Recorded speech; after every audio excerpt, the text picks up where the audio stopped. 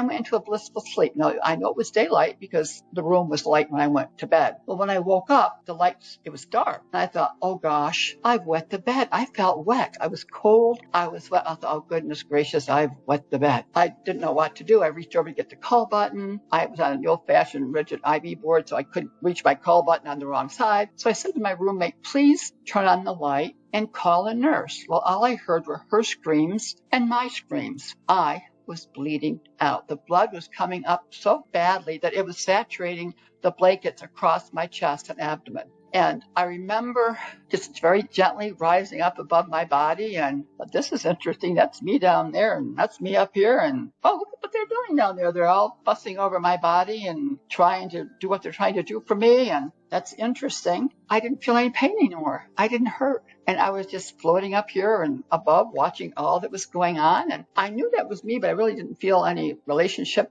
to me here and me down there. But I just knew I didn't hurt, and that felt really good. And I was just watching all the commotion going on. And then all of a sudden, I turned a little bit and looked up, and the whole ceiling of the room opened up, and it was sky. And through no effort of my own, I remember just gently going up through that opening in the ceiling. And it's like having a small aircraft flying relatively low. Oh, there's the hospital. I'm above the hospital. We're at Glens Falls. So there's Glens Falls. There's the falls down there. And I can see my house over in Queensbury. Now, this is really neat. It's like being your own private little airplane floating around up there. And then all of a sudden I was in the clouds, like you're in a jet plane, and you see these fluffy white clouds up there. I thought, oh, this is really neat. I thought it was so exciting to be doing this. I had no pain at all and no fear at all either. And then all of a sudden I go faster and faster and faster.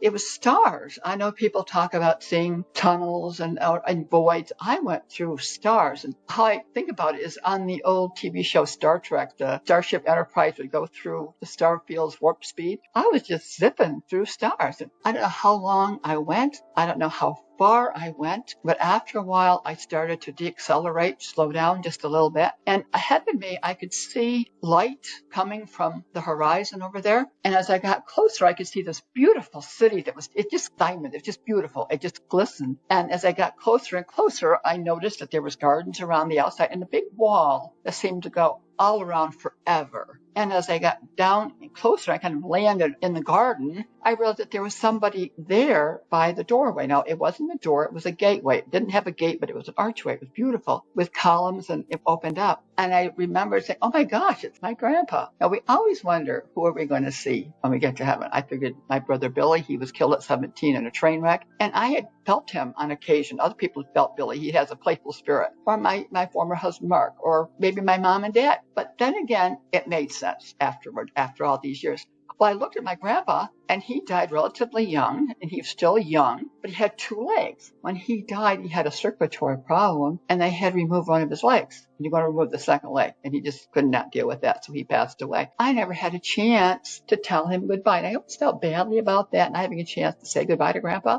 He was very special to me, and I'm glad that he was there, and I never felt afraid at all. So he said, let's go inside now. So we went through from this one garden into a courtyard, massive space, and a colonnade that went on forever, just beautiful, beautiful ornate columns forever and ever. And to the left was another garden, and there was trees and flowers of every color. And I couldn't get over how even the leaves of the trees seemed to sparkle. Everything was so alive and so vibrant. Here on earth, our colors are dull by comparison to the colors in heaven. Those flowers were beautiful, and we do not have words to describe how beautiful they are. And the trees and the fragrances of the flowers, they all blended like a perfume. It was just lovely. And I wanted to touch everything. And I talked to my grandfather for a while. I thanked him for all the things that he had done for me. Sandra, we need to go on now. And I really didn't want to go anywhere. I wanted to stay there. I was so happy with him. And this place is just so beautiful. And I could see the spires of the buildings on the other side of the next courtyard. And I could see that this colonnade went. I wanted to go down there and see what was down there. I could hear music. I didn't hear voices, but I heard beautiful music, and I liked music. I wanted to go see what the music was, and I was just excited to take this all in. I wanted to say.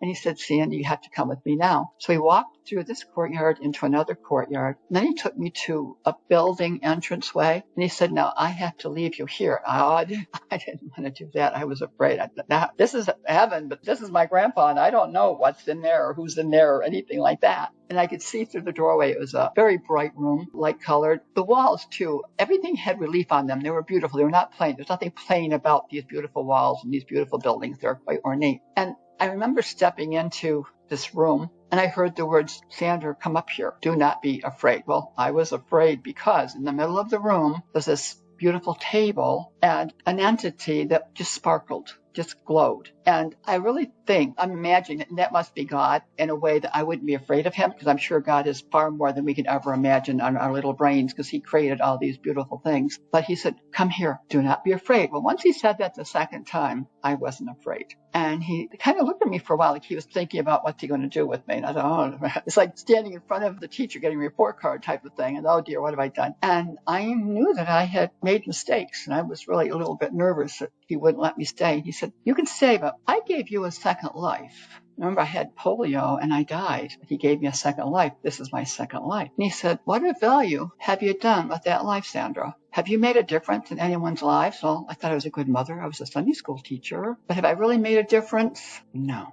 I've always felt guilty for what had happened to me, so I didn't. I said, I'm so sorry. No, I didn't make a difference. But I promise you, if you let me go back, I will make a difference.